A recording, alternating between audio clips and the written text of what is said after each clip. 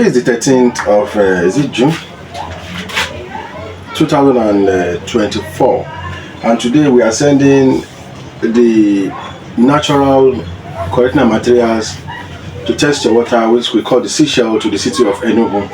Basically, our client here is using it as a sample, so we are sending a sample to him because they are going to get in volume and they are going to place it for their water correctant tank. So we are just sending this as a sample, and I just want to really demonstrate how it works for those of you who normally ask sometimes, what does really work for, how did it work, how can I use it.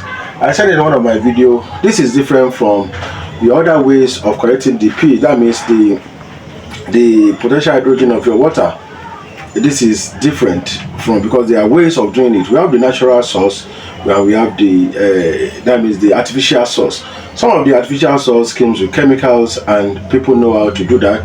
That means you have to input it on your tanks or your ponds, and you test and you use.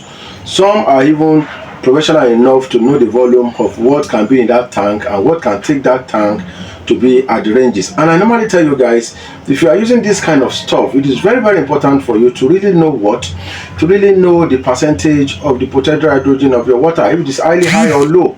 So this will enable you to do what?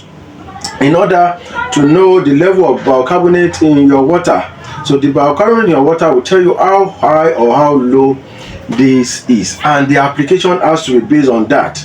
Let me give you an instance. If your pH ranges from a low level of like 4 and another person has his own for like 5.5 or 6, it's not the same thing you will use. And I talked about this. I talked about the most important part, volume of your water, which normally give our species the high stress, which we are numbered at the hardiness.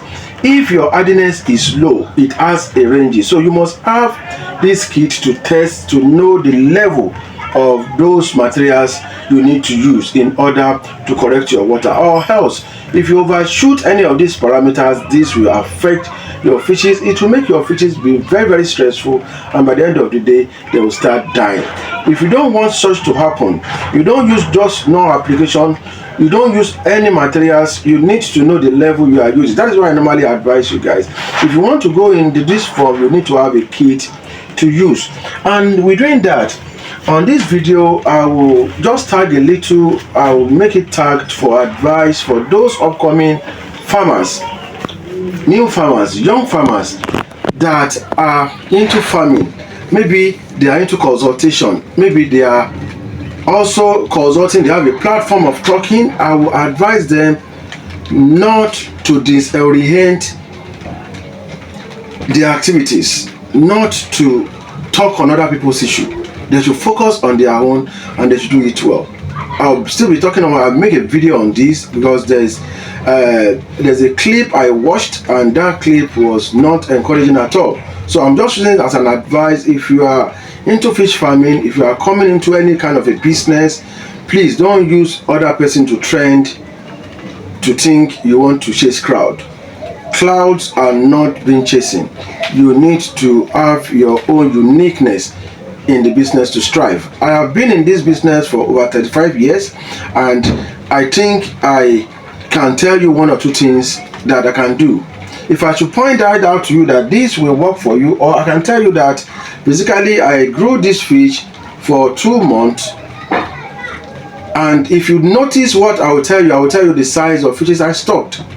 The size of fishes I stocked, the percentage of level of my stocking density will really amount to what I'm achieving.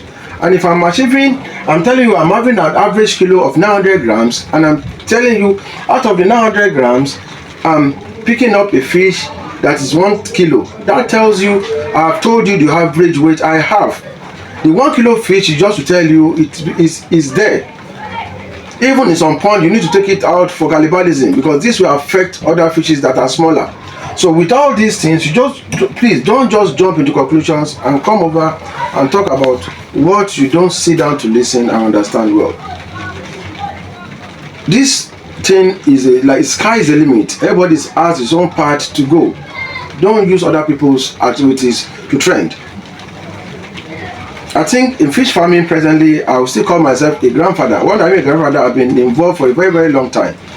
And I will advise anybody that is coming in to focus on what they are teaching, what they are know, and to strive well.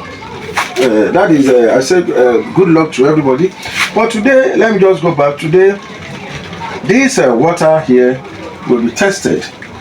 I will test this water to know the amount of pH this gives me. That means the potential hydrogen in the water. And testing this, I will take this into this tube to first know what we have here. So this is it, and I will test the potential hydrogen of your water. Note, I'm coming to how to understand our seashell for correcting your water.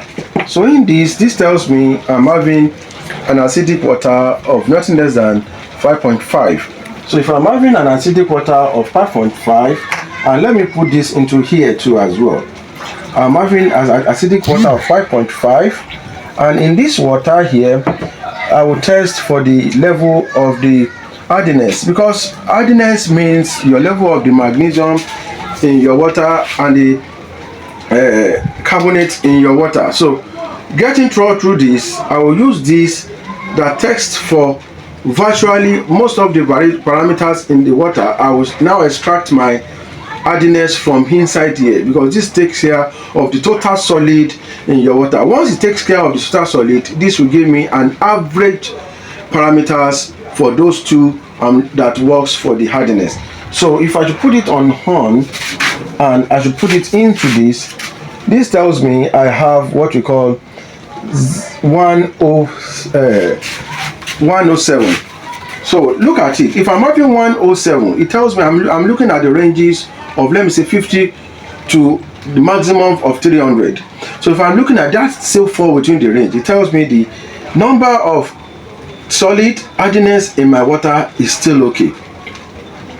Yeah. So but the pH is low.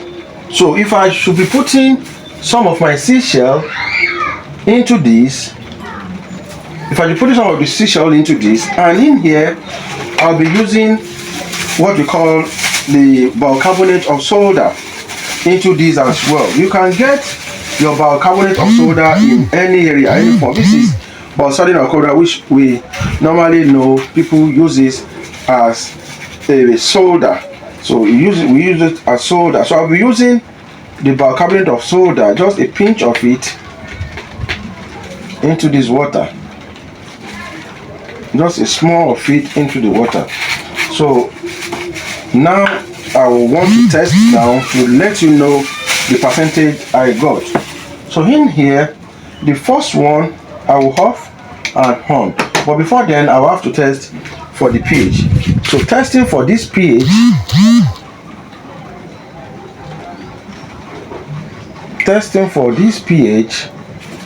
and in here, by the time I checked it, I think we know what we have. By the time I checked it, it tells me I'm having this runs to 6.5, but by the time you can see it changed to 7, because this, what happened is that, okay, getting here now, the natural way of treating my water, this tells me I have 7, it takes it to 7. So that is the way it works. It will, in the gradual process, it stabilized your water. So let us now look at the hardiness, what we are having for the hardiness inside. So in here, by the time I put it, it tells me I have an hardiness of what? 158. As you can see, it tells me I have an hardiness. Let me just put it there and I hold it.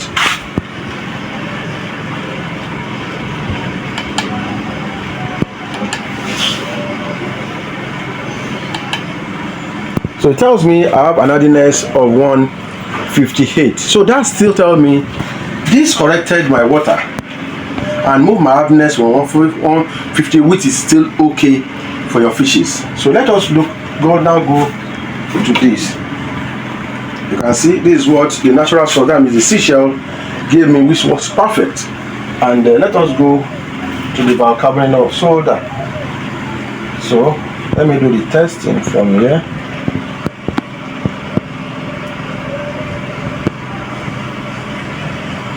Let us do the testing from here. Let me just put a drop and let it be shaked.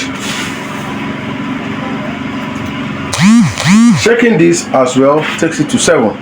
As you can see, the bicarbonate of soda took it to 7. This also took it to 7. So let me check for the hardiness. So checking for the hardiness, I will be offing and on and put it inside. Look at it, look at this. So look at this.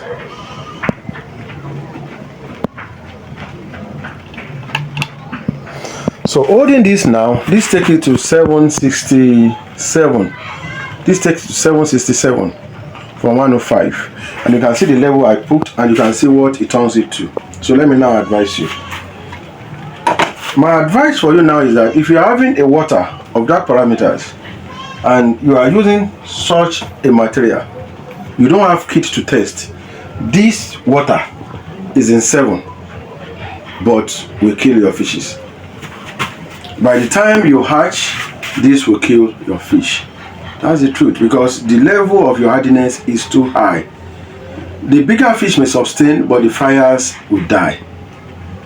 So for those of you who are using any kind of chemicals and you do not go into those practices, you will be having problems. That is the truth. But that's why I told you, we are learning on a daily basis. So that's why sometimes some people call me that their water parameter, they checked it, is very good, but what is killing their fishes, maybe the hardiness, the level of the solid in the water is high. This will stress your fryers. So these are something that can kill your fishes. So that is the advice of using it. But by the time we check this, it takes it to a very good, you can see, it takes it to 166 now. You can see this takes it to 166, and the pH is okay. And the pH is okay. And the pH is very, very okay. And the pH is very, very okay. You can see, and the pH is very, very okay. So by the time you look at it now, which one of them will you choose? I will have to choose this man that gave me this perfect result. So that is the advice I will advise you as a squid farmer. And note, we have a lot of videos on this channel that can give you very good information, broaden you with very, very good information. These are what is being practicable. These are what we use. So that is why I can advise the young guys that are coming into the business to be very, very careful. They should be very, very careful. The path is wide for anybody to apply. The sky is anybody's limit. Don't use other people's to trend.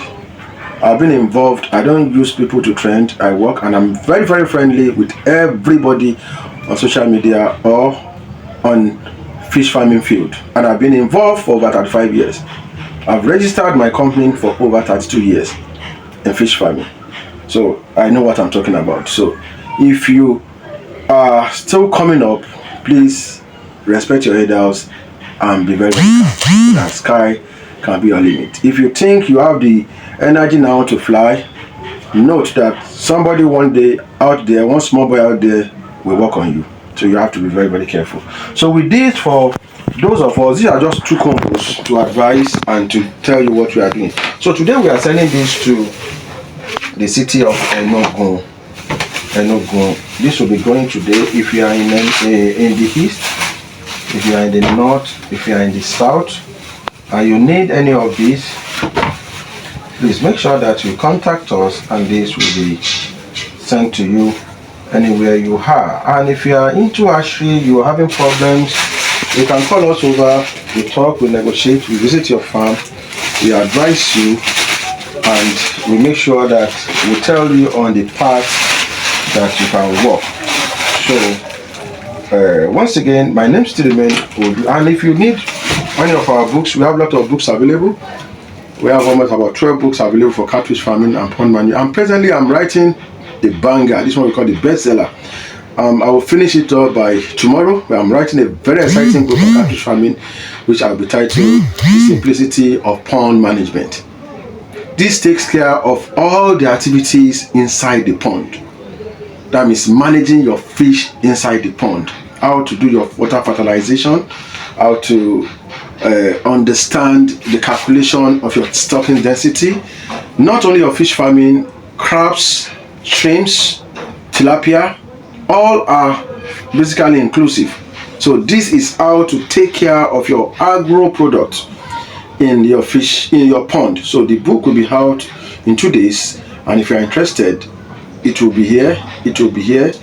It will be on our seller, and I'll take it to Amazon too as well. It will be on Amazon. It will be on seller. If you are anywhere outside the country, go and get a download on seller, and this will be sent. You download it, and this will be okay. And this takes you about, I told you once again, is the simplicity of pond management.